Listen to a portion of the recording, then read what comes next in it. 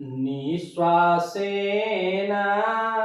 अधर किसलया क्लेशिना विक्षिपन्ति। निश्वासेन अधर किसलया क्लेशिना विक्षिपन्ति। शुद्धस्नाना परुषमलकं नूनमागण्डलम्बम् मत्संभोग कथमोपन में मत्संभोग कथमुपन में स्वप्न जो अपीति निद्रा आकांक्षन्ति नयन सलिलो आकांक्षन्ति नयन सलिलो पीडरुद्धावकाशम्।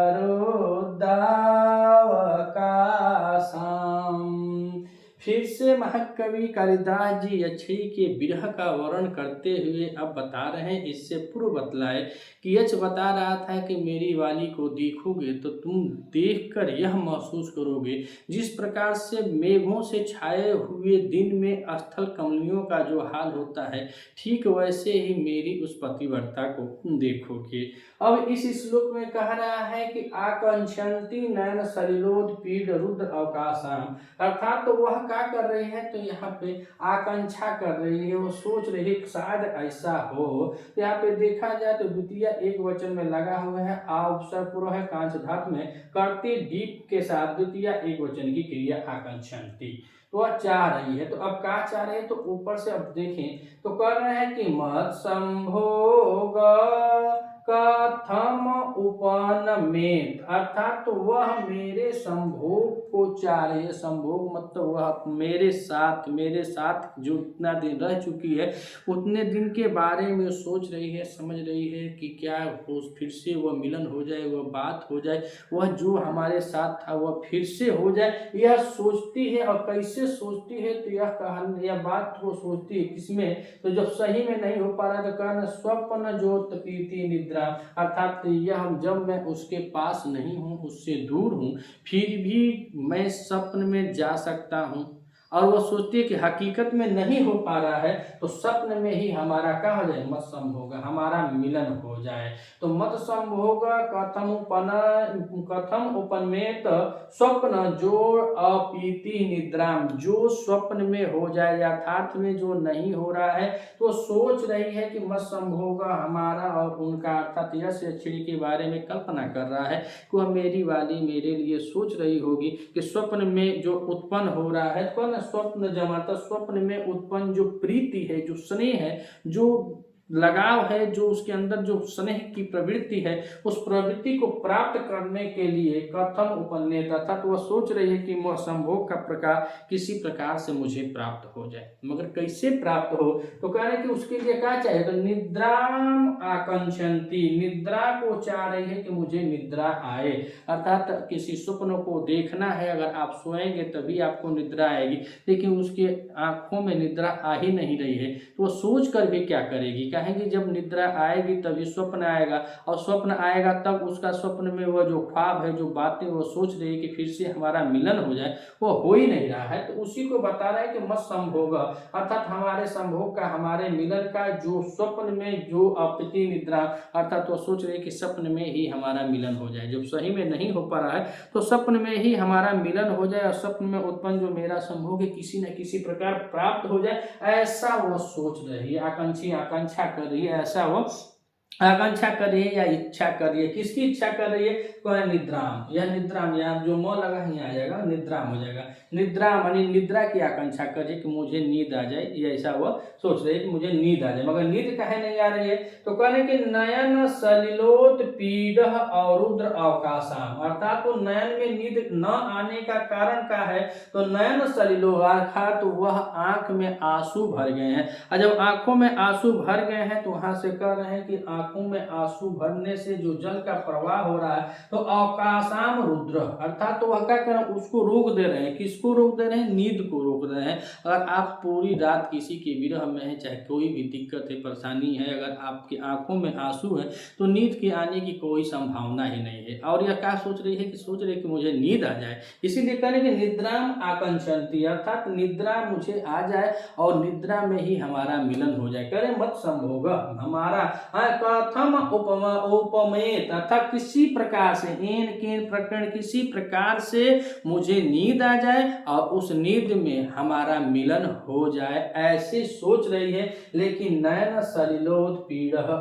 रुद्र अवकाशाम, अर्थात आंखों के बीच में जो जल का प्रवाह हो रहा है, यानी आंखों में जो पानी का प्रवाह है, जो आंसू का प्रवाह है, वह क्या कर रहा है, उनके इस निद्राम को अवकाश कर, यानी निद्रा को रोक दे रहा है, निद्रा आने ही नहीं दे रहा है, बस वह सोच रही है। कवि कालिदास जी का यक्ष है, वो कल्पना कर रहा है, विरह के भावों में कल्पना कर रहा है। तो इसीलिए नागार्जुन बाबा बताया थे कि सच सच बतलाना ये कालिदास यक्ष रोया था कि तुम रोए थे। ऐसे ही अज विलाप में भी पूछा गया था कि अज रोया था कि तुम रोए थे। तो रामगिरी पर्वतों पे कालिदास जी रोए हैं या उनका यक्ष रोया है, अभी यह शंका का विषय है। लेकिन रचना तो कालिदास की है कि मत संभोग मेरे संभोग का आज भी अभिलाषी है। और किस प्रकार से अविनाशी है, तो कहें कथम उपमेत, किसी प्रकार से, किसी भी प्रकार से स्वप्न अगर यथार्थ में नहीं हो पा रहा है, को पता है कि वह दूर है, वह नहीं मिल सकते हैं, तो कहना स्वप्न स्वप्न जब मन उत्पन्न, स्वप्न में ही जो होता है अप्रीति, अर्थात जो प्रीति है, जो प्रीति है, अर्थात कह रहे हैं जो स्वप्न में उत्पन्न होने वाली प्रीति है वही प्राप्त हो जाए। लेकिन क्या है भैया, नहीं हो रहे, तो कह निद्रा आकांक्षन्ति, उसने निद्रा की आकांक्षा करे, निद्रा की इच्छा करे कि मुझे निद्रा आ जाए, मुझे नींद आ जाए, लेकिन नींद नहीं आ रही है। नयन सलिलो पीड़ा रुद्र अवकाशम, अर्थात नयन में जो आंखों में जो जल का प्रवाह हो रहा है, जो पानी का प्रवाह हो रहा है, वह निद्रा को रोके हुआ है। 2 लाइन में ये विरही है बतलाया। और ऊपर से बताया कि निश्वासेन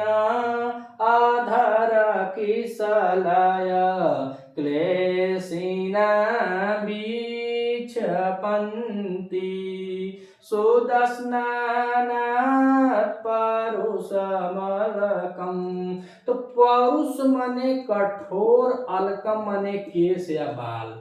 केश और बाल कैसे हो गए हैं, तो शुद्ध स्नानात, अर्थात तो शुद्ध स्नान करने से उसके जो केश हैं, जो बाल हैं, वो क्या हो गए हैं, कठोर हो गए हैं। शुद्ध स्नान का मतलब यह होता है कि इसमें अब क्रीम पाउडर का लगता है, कंडीशनर कुछ भी जो हो, अभी तो हम लोग जानते नहीं, लेकिन जो बालों को लगाया जाता है, शैम्पू हो, साबुन हो, कंडीशनर हो इत्यादि, जो भी प्रयोग किया जाता है, ऐसा कुछ प्रयोग नहीं किया जाता है। पहले के जमाने में याद समझा दे कि कितना साल पहले लिखा हुआ, 200 वर्ष पहले की बात है, तो उस समय यह प्रथा थी कि जब किसी स्त्री का पति परदेश चला जाता था, तो अब बिरही जो बिरहनी होती थी, बिरहणी जो होती थी, वो अपने केसों को धोती होती नहीं थी। अब के ज़माने में कि रोज नहाने लगती हैं, तब नहीं होता था। यहाँ तक कि लोग उस चोटी उटी को भी बांध कर जाते थे, उसको बांध देते थे उसके केसों को, फिर जब आते थे, इसमें भी इसका वर्णन मिला है मेघदूत में कि वो आए चोटी को खोलना है, तो उसके केस जो हैं वह अब शुद्ध स्नानात हो गए हैं। कहे कि शैम्पू और साबुन का प्रयोग नहीं, वो अपने मट्टियों का प्रयोग नहीं कर रहे। हमारे यहाँ आज भी पहिलवा वो मिट्टी चलती थी, जो गढ़ई उड़ई पोखरी उखरी में ताले की मिट्टी, काली काली मिट्टी होती है, काली मिट्टी से धोने पर जो बाल होते थे बहुत स्वच्छ और साफ हो जाते थे। उसी को बता रहे हैं कि शुद्ध स्नानात, अर्थात तो वह मिट्टियों के प्रयोग नहीं की है, बस जल का प्रयोग करती है, स्नान करती है। और जब जल का प्रयोग करने से जो शुद्ध स्नान है, तो शुद्ध स्नान करने से क्या हो गया है, परुषम अलकम, अर्थात उसका जो केस है बहुत कठोर हो गए हैं, उसके जो बाल हैं बहुत कठोर हो गए हैं। और कठोर जब हो गए हैं तो वह बाल अब क्या कर रहे हैं, तो कह रहे नूनम, अब पता गया नूनम निश्चित ही आगंडलंबम, मतलब बताने को कठोर केस जो हैं अब विरह की दशा में बेचारी झारे बांधे ना कुछ करे तह ना, अब इससे कठोर बाल हो गए तो सब चेहरे पर लटक रहा है, के करे खातिर बांधे। जब पिया परदेसी ये बाड़ा तो केस श्रृंगार के करे, और तो पिया परदेसी ना पिया तो उसके क्या थे, अभिशापित थे, उनको श्राप मिला था और श्राप के दिन को गिन रही है, तो वह कैसे शौक श्रृंगार करे। तो वही शुद्ध स्नान करने से उसके केस जो हो गए थे वो कठोर हो गए थे, और नूनम माने निश्चित ही आगंड लंबम, अर्थात तो उसके आगंड मतलब गालों तक, लंबम माने लटकना, वह केस जो है उसके गालों तक लटक कर आ गए होंगे। तो जब पहले एक स्टाइल भी नहीं मार सकते, क्या स्वच्छ और साफ बाल और होता तो फुल हेयर और का स्टाइल मारती है, लेकिन यहाँ पे वही नहीं, वो अभी नहीं हो सकता है। बस ये कह रहा है कि नूनम आगंड लंबम, अर्थात निश्चित ही उसके गालों तक वह केस लटक गया होगा। और क्या बतलाया, तो कह रहा है कि निश्वासेन आधार किसलया, किसलय कहा जाता है नवीन पत्तों को। किसी भी नवीन पत्ता जब किसी पौधे से निकलता है तो बहुत नाजुक होता है, कोमल होता है और लाल लाल होता है, विशेष करके आम के पल्लों को बताया जाता है किसलय। तो किसलय जब निकलता है, चाहे आम का हो चाहे पीपल का हो, तो वह नवीन जब पत्ता निकलता है तो थोड़ा थोड़ा गुलाबी गुलाबी टाइप का होता है। और अधर माने होता है नीचे वाला ओठ, नीचे वाला ओठ, नीचे वाला ओठ को बताया जाता है का अधर। तो अधर कैसा था, तो किसलय के समान था, और जब किसलय के समान था तो अब क्या कर रहे हैं, तो क्या क्लेशिना, क्लेशित हो रहा है, यानी कि वह खराब हो रहा है। कैसे खराब हो रहा है, तो आगे बतलाएगा कैसे खराब हो रहा है। मैं कह रहा अधर किसलय क्लिष्ण, अर्थात तृतीया विभक्ति लगी है, अधर किसलय में ऋणी प्रत्यय है, उसके बाद तृतीया एक वचन की क्रिया है। तो कह रहे अधर किसलय, यानी अधर जो कैसा था, तो किसलय के समान था, नाजुक था, कम कोमल था और लाल लाल था। अब वह कैसा हो गया है, तो क्लेशिना हो गया है, अर्थात तो वह ओठ अब पहले जैसे नहीं हो गए हैं, क्लेशित हो गए हैं। अर्थात वह कैसे हो गए हैं, तो बता रहे हैं कि वो नीचे का ओठ जो होता है वह अब लंबे लंबे सांस लेने से कुलसित हो गया है। और लंबे लंबे सांस की बात क्या कर रहा है, तो निश्वासेन, अर्थात जो वह सांस ले रही है फिर सांस छोड़ रही है, विरह की दशा है, और विरह की दशा में हमेशा वह हमारी वाली हमारे ही फिराक में रहबे करती है, बड़ा वियोग है। तो जब वियोग है, तो जब यह पहले बताया कि जब तुम उसको देखोगे तो उसके ओठ जो होंगे, जो अधर होंगे, वह किसले के समान है, लेकिन अब बता रहा है कि ना ना किसले के समान ना, ये निवासेन, यह किसले के समान तब थे जब मैं उसके पास था, लेकिन अब उससे दूर हूं, तो यह अधर कैसे हो गए, तो क्लेशिना हो गए हैं, अर्थात क्लेशित हो गए हैं, खराब हो गए हैं, उतने लाल नहीं होंगे, वो अब मुरझा गए होंगे, ऐसा ऐसा होता है। तो वह मुरझाए हुए ओठों वाली की बात कर रहा है, या जो अब क्या हो गया है कि निचले ओठ जो है वह निश्वासें, जो गर्म सांस को छोड़ रही है, उस सांस को लाने से उसके ओठ जो हो गए हैं वह भी कुलसित हो गए हैं, और बीच छिप्यंती बता रहे हैं कि अर्थात उसके जो केस हैं वह हिलते हुए नजर आएंगे। अर्थात बताया कि शुद्ध स्नान करने से परुष मलकम, अर्थात शुद्ध स्नान करने से उसके जो बाल हैं वह कठोर हो गए हैं, और सांस लेने से उसके ओठ जो हैं वह भी कलुषित हो गए हैं। निश्चित वह आगंड लंबम होंगे, निश्चित ही वह क्या होंगे,